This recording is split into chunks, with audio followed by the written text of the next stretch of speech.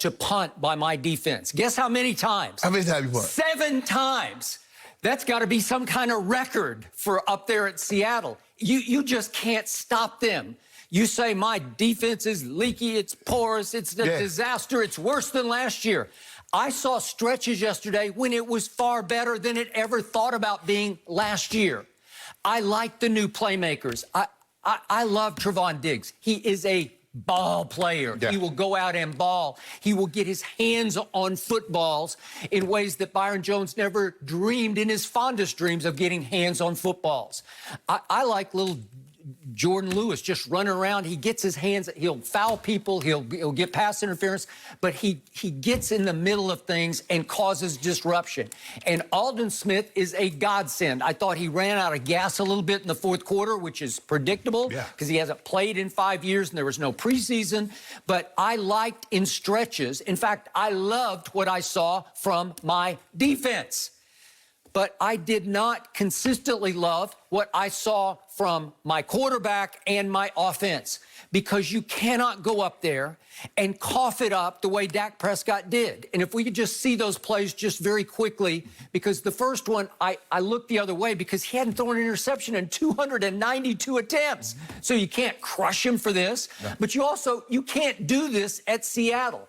He gave Russell Wilson short fields twice. This is going to be a short field. Look where he's going down to. He's going all the way down to the 33-yard line, and Russell's going to take that home.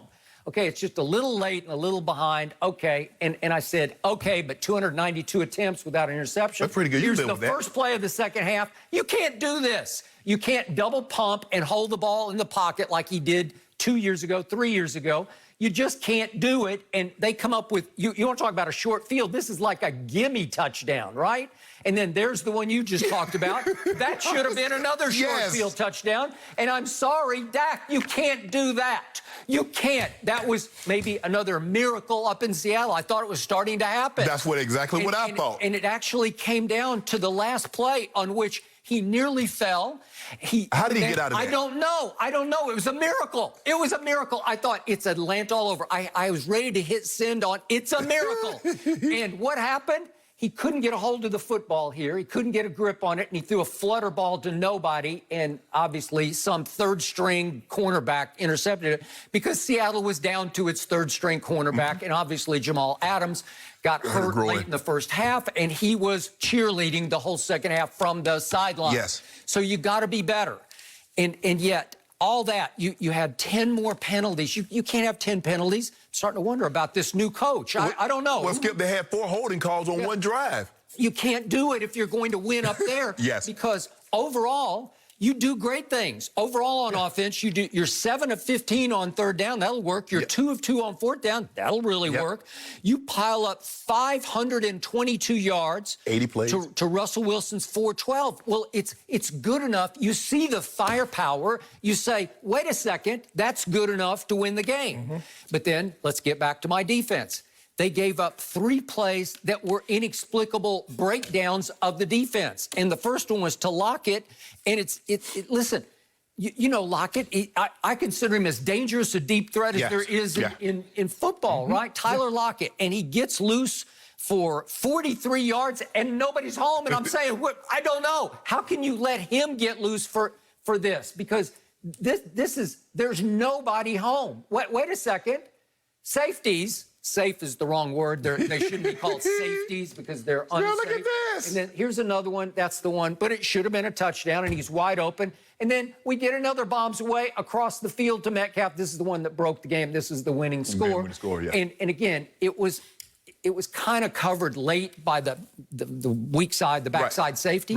But there are too many breakdowns, which brings me to my point. I believe this game was lost by the Cowboys about 3 weeks ago. How many times have I beaten the table over here, Jerry? You have to go get Earl Thomas. You have to.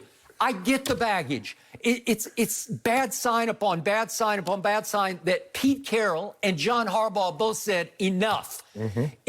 We have the litany of all the abuses, all the rule breaking, all the violations that this man imposed upon the Seahawks and then on the Ravens, 2 really good football teams who said no to Earl Thomas. But Shannon, He grew up in Texas. He went to the University of Texas. He's a lifelong Cowboy fan. We remember back in 2017, he ran all the way up the tunnel after Jason Garrett. Come get me. Right.